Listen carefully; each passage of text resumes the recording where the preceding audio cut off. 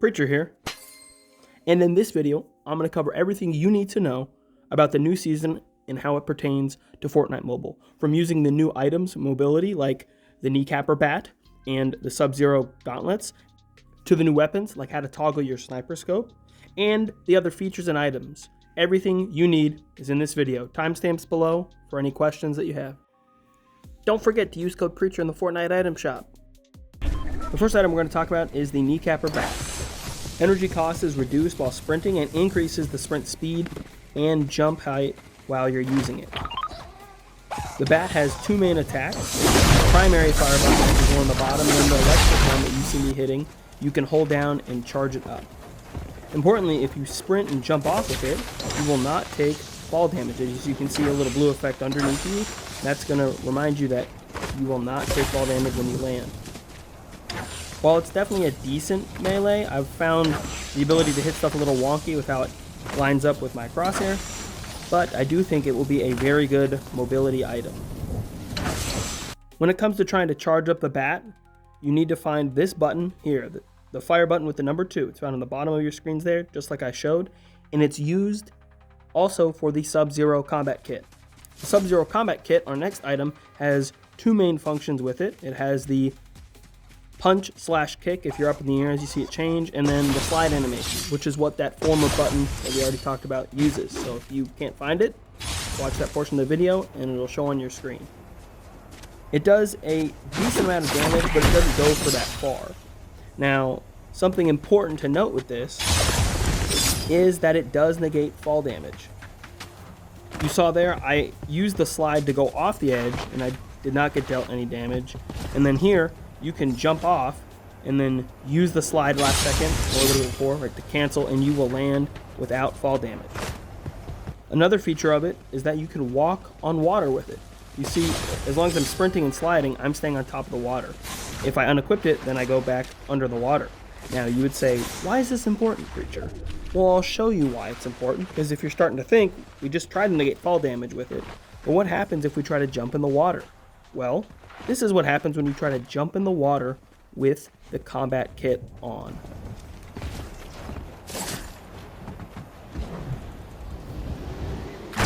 Okay, onto the weapons. The sniper is important because it has a zoom toggle function. And this is the button I'm talking about right here that you might or may not see on your screen. You might be just fine without it, but I encourage you to put it on because it's only going to help you, especially when you're going to try to shoot from further distances. And Mobile already sucks at render distance anyway, so we need any help we can get. You'll find it right here. It's the fire button with the number 3. It's on the bottom of your screen. Pull it up, put it onto a place where you can use it well. The Collateral damage assault rifle has a high fire rate, but lots of recoil. Don't think it's a bad gun. I'm just probably not going to run it over the Striker Burst or the Hollow Twist, which have a lot better upside for shooting longer ranges and beaming people. The next item is Thermite, and it's mainly used for vault busting, whether that be armored cars, the train, or the vaults that you're trying to get into and get the coveted Dill Bit. Now, from my understanding, it one-shots every single wall. I threw it on each of them, and it seemed to do that to all of it, whether it be metal, and even almost one-shotted the big rock. They can be carried with max stack of 6. And from my understanding, the backpacks that you can find around the map almost always drop them. So if you're trying to look for them for a vault or to break into somewhere, look in one of those. Okay, so let's talk about vault busting. You interact with it like this, holding the thermite in your hand, throw it on there, and then that's what initiates the vault sequence and fighting. You have the clear stages above where you have to fight different waves of enemies, regular sentries, and then an alpha sentry who's like a heavy unit, not that hard to kill, a lot lower health than some of the other bosses or enemies we've had in the past. And then when you win that, the vault will open and it'll look like this. The train or the vaults will give you the Dill Bit coin that you can then spend in the black market. We'll cover that in a second. One other important thing to note, as we're going to talk about next after this, is the boons, because you can get boons, as you see, out of rare chests. So they're not just stuck in the black market places if you're looking for them. Note that if you see them, you could pull them out of those as well. After you plunder the vault, you probably want to go to a black market location, using that wonderful gold or precious Dill Bit to buy what you need. Or want, or shall I say, need to destroy your competition. But one of the important things that is here is ready access to a boon. These boons can help a lot depending on what they are. The one I have here is the Adrenaline Rush boon.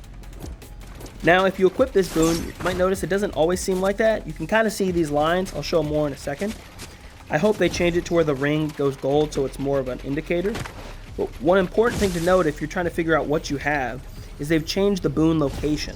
Before it was in your items on the right. Now you see here they're like state of effects on the left side of your screen down here, which explains what they are, what you have, and what they're doing. So you can kind of make out the lines around the POV and around my feet as I'm running, and then you can clearly see it when it will cut off here. Well, that's gone. So I think it's a really great mobility boon. One I'll definitely be picking up. Just hopefully they make it a little bit more obvious so you're more aware when it's cutting off. The next one I have in this clip is the Vulture Boon. Now it's going to be a little hard to make out, so I'm going to slow this down and zoom in on the top left of the screen. There's only two.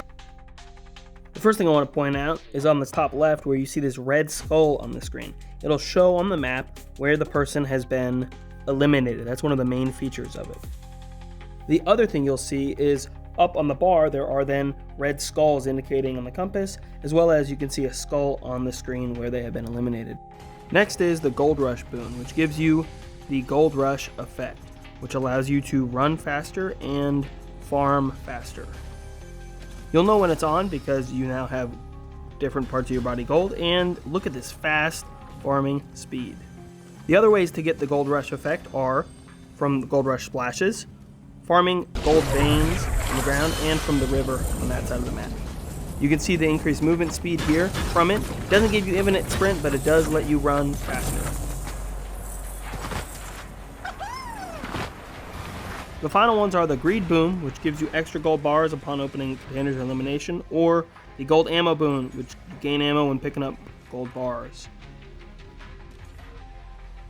Let's not forget about the big new cryptocurrency, Dill Bit, and that it doesn't carry over from match to match and is usually behind some kind of sealed vault or key. Now to our new healing item, the Medmist Smoke Grenades. Now it heals pretty fast. I think somewhere on the upwards of like 10 per second. Just be careful using it because it could obscure your view and someone could sneak up on you, and then this happens. Like that. Oops. This seems like it's going to be a great team heal because you can throw it down, especially if you res multiple of your teammates. And it also seems to work in the storm pretty well, which is nice. The last thing about the smoke grenade, and probably the most unique, I bet you've not heard this yet, is that you can throw it on your vehicle and still drive. Just like a bubble shield can go on your car, so can this to heal your teammates. Great for rotations in the game modes and things that have a vehicle for you to be able to use it. The last item we're going to talk about is the Pulse Scanner. Like many items before it, when you throw it down, it will reveal nearby enemies with a red diamond over their head. Use this to keep spraying them and to get those eliminations.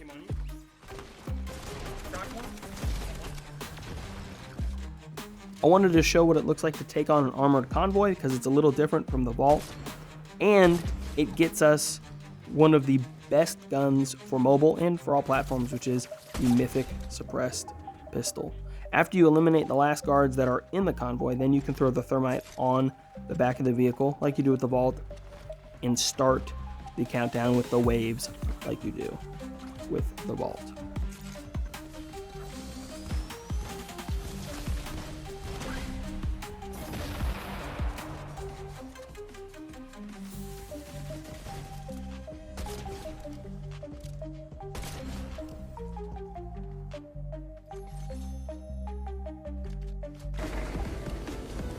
When it comes to the train, you gotta disable the turrets, and then you can put the Thermite on the respective places to disable the train and initiate the wave sequence like the other ones have.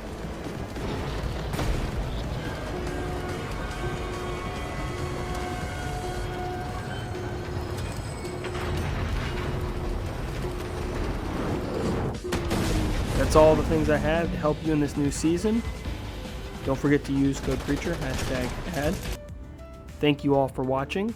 See you in the next one.